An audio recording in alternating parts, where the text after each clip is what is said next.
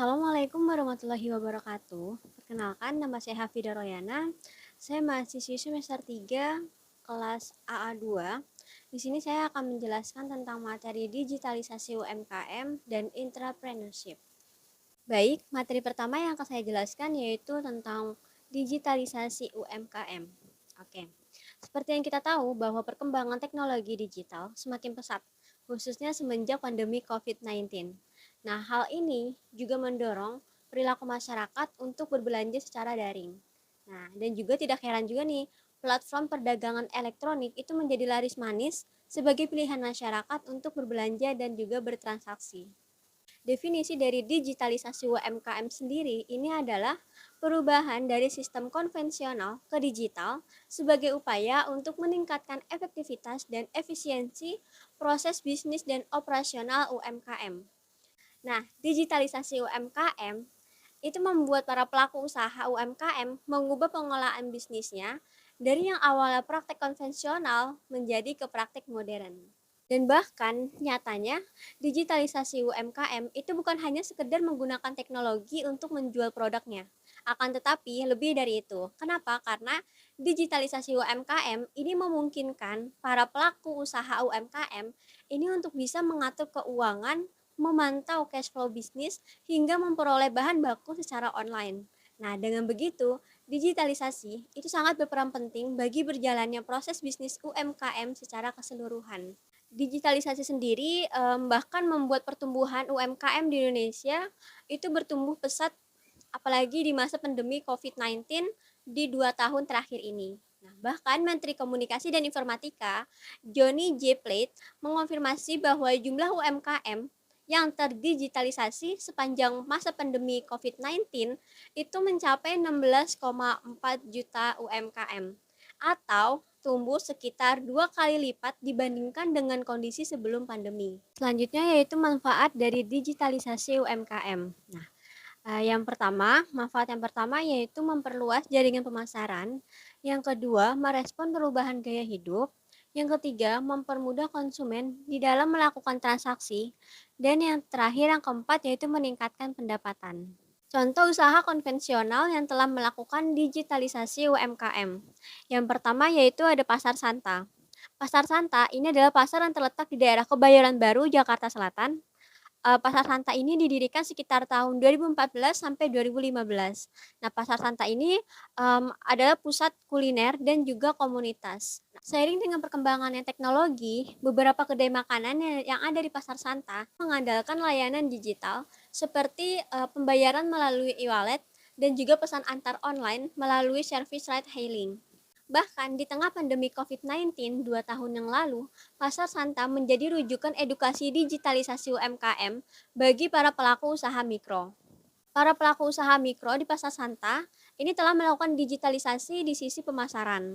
Nah, contohnya yaitu mereka menerapkan metode cashless yang mana pembayaran hanya boleh dilakukan melalui e-wallet. Contoh yang kedua yaitu perusahaan startup Maju Indonesia.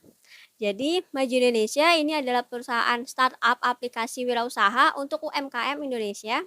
Dan Maju sendiri ini sudah didirikan sejak tahun 2019 dan di dalam aplikasi Maju ini memiliki berbagai macam fitur mulai dari aplikasi kasir, sistem pembayaran, aplikasi inventory, aplikasi CRM, hingga fitur e-commerce yang sudah terintegrasi dengan beberapa marketplace di Indonesia.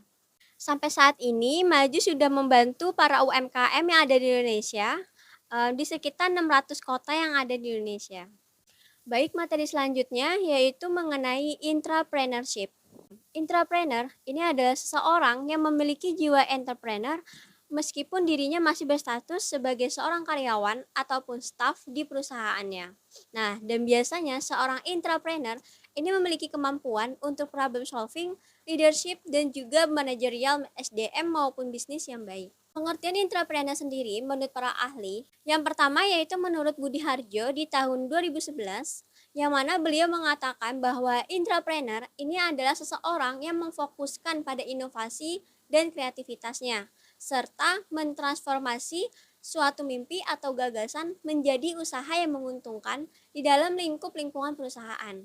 Yang kedua yaitu menurut Haris di tahun 2009 yang mana beliau mengatakan bahwa intrapreneur ini adalah karyawan di sebuah perusahaan yang berani untuk mengambil resiko.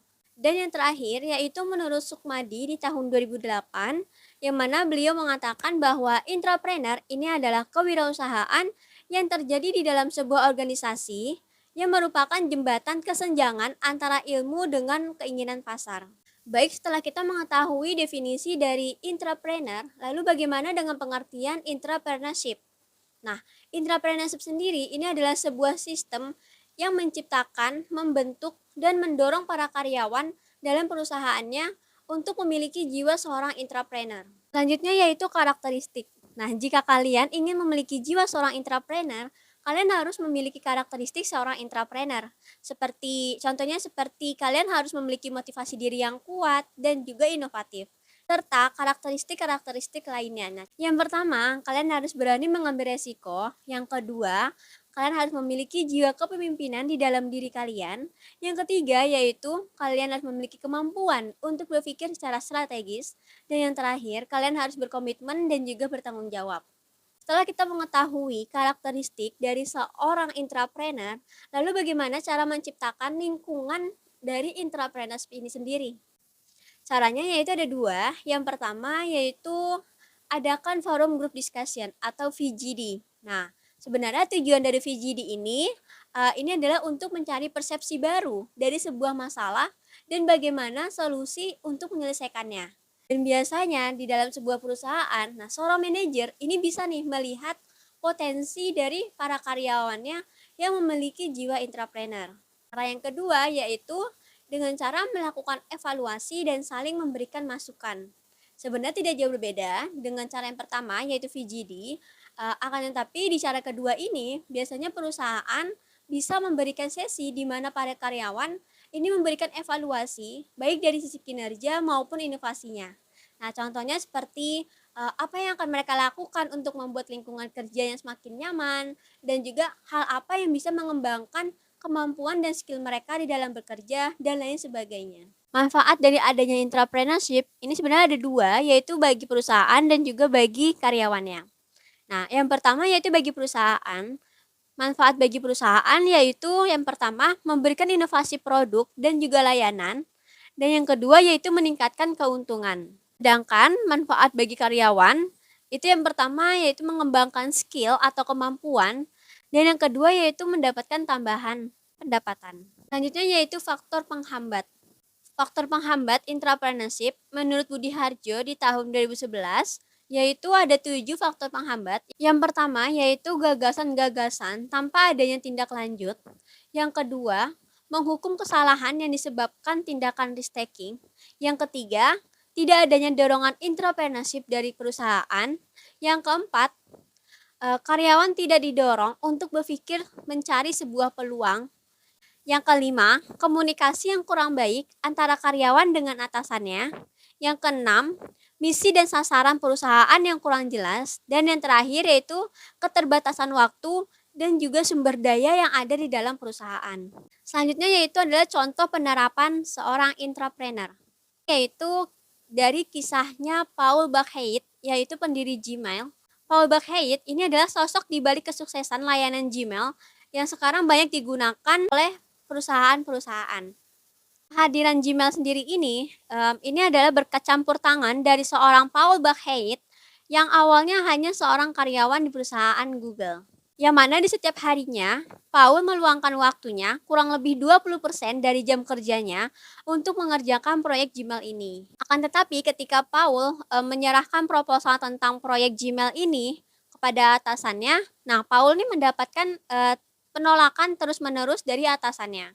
Nah, sampai akhirnya proyek Gmail ini dilirik langsung oleh para pendiri Google. Dan akhirnya para pendiri Google ini menyetujuinya dan Paul mendapat dukungan penuh oleh para pendiri Google untuk menyelesaikan proyek Gmail ini. Nah, sampai pada akhirnya proyek layanan Gmail ini secara resmi diluncurkan pada tanggal 1 Juli di tahun 2004 dan setelah keberhasilannya membuat Gmail, nah sekarang Paul Buchheit ini sudah keluar dari Google dan dia memulai menjadi seorang investor dari hasil keuntungannya dari membuat produk layanan Gmail. Jadi kesimpulannya, intrapreneur ini hadir di saat perusahaan dan juga karyawan saling bersinergi baik untuk membentuk lingkungan kerja yang suportif dan kooperatif. Jika sebuah perusahaan memiliki seorang karyawan yang memiliki jiwa intrapreneur, maka perusahaan akan lebih mudah berkembang karena adanya inovasi-inovasi produk dan bisnis yang bisa memperkuat daya saing si perusahaan tersebut. Salah satu perusahaan yang menerapkan hal ini adalah perusahaan Google. Yang mana perusahaan Google ini sangat mendorong inovasi dari setiap masing-masing karyawannya, dan bahkan para karyawan yang ada di perusahaan Google ini diberikan waktu khusus oleh perusahaan untuk menciptakan produk baru sesuai dengan ide mereka sendiri. Dan juga ketika sebuah perusahaan ingin menerapkan jiwa seorang intrapreneur terhadap karyawannya, maka sebuah perusahaan ini harus mempersiapkan segala fasilitas-fasilitas penunjang agar karyawan ini merasa lebih nyaman dan juga lebih produktif di saat mereka bekerja. Dan juga selalu melakukan evaluasi rutin dari kedua sisi, baik itu dari perusahaan maupun dari karyawannya juga.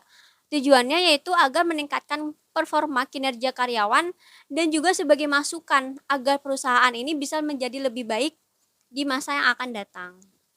Baik, tadi itu adalah penjelasan dari saya mengenai materi digitalisasi UMKM dan juga intrapreneurship. Dan semoga dari materi yang saya jelaskan banyak ilmu-ilmu yang bisa kalian terapkan di kemudian hari. Sekian dari saya. Assalamualaikum warahmatullahi wabarakatuh.